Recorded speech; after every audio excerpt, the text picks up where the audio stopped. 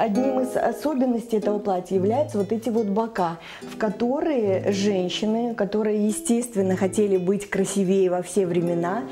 вставляли подушечки для того, чтобы выглядеть, может быть, важнее, статнее, ну и, естественно, здоровее, да, скажем так.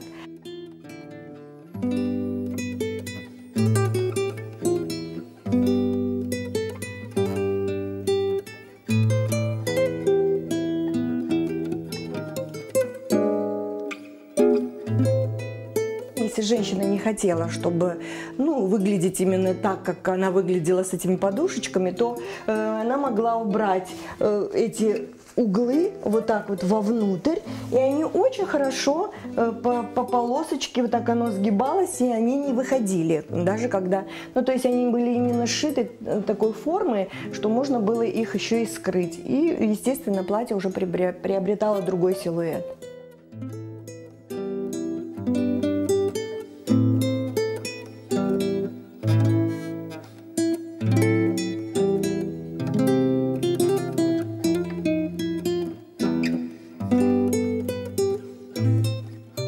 Я решила, что не будем мы прятать это платье, пусть оно висит, и люди видят, каким образом крымские татары 100 лет назад